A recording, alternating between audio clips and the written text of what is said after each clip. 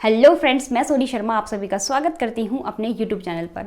देखिए 28 फरवरी 2022 से central school केंद्र विद्यालय में फर्स्ट क्लास के रजिस्ट्रेशन शुरू हो जाएंगे। ये जानकारी KVS ऑनलाइन एडमिशन पोर्टल के द्वारा दी गई थी। तो अगर आपका बच्चा 5 से लेकर 7 साल के बीच में है तो आप अपने बच्चे का रजिस्ट्रेशन फर्स्ट क्लास के लिए करवा सकते हैं।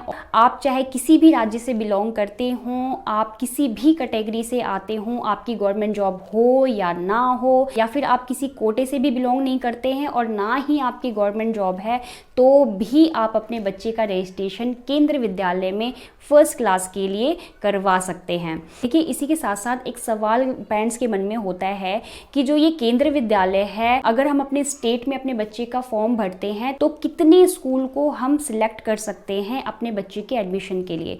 तो देखिए, आप किसी भी राज्य में रह रहे हों और आप अपने बच्चे का रजिस्ट्रेशन केंद्र विद्यालय में करवाना चाहते हैं, तो जब भी आप ऑनलाइन फॉर्म भरेंगे तो वहाँ पर आपको स्कूल का सिलेक्शन करना होता है, किस किस स्कूल में आपको अपने बच्चे का फॉर्म भरना है और कहाँ अपने बच्चे को पढ़ाना है।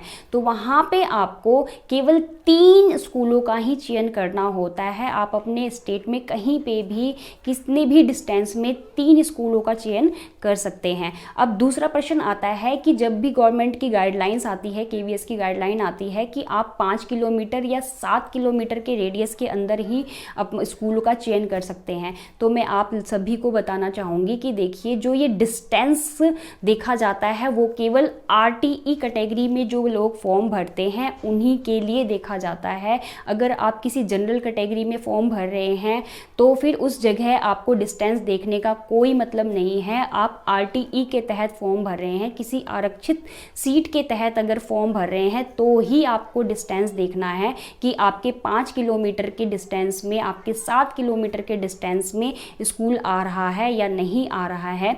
देखिए कई बार क्या होता है, कई पेरेंट्स के मन में कन्फ्यूज़न होता है कि उनको RTE के तहत फॉर्म भरना है लेकिन उनके आसपास के एरिए में कोई केंद्रीय विद्यालय नहीं है जो 5 किलोमीटर के डिस्टेंस में आए या 7 किलोमीटर के डिस्टेंस में आए। तो मैं आप सभी से कहना चाहूँगी कि देखिए, अगर आप RTE के तहत अपने बच्चे का फॉर्म केंद्र विद्यालय में भरेंगे तो आप शहरी इलाके में हैं तो आपको 5 किलोमीटर का रेडियस देखना है कि 5 किलोमीटर के रेडियस में आपको केंद्र विद्यालय देखना है कि वहाँ आ रहा है या नहीं आ रहा। और अगर आप ग्रामीण क्षेत्र में हैं तो वहाँ पे डिस्टेंस थोड़ा सा बढ़ा दिया गया है, तो वहाँ आप 7 किलोमीटर के अंदर जितने भी केंद्रीय विद्यालय हैं उसमें 3 स्कूलों का चयन कर सकते हैं।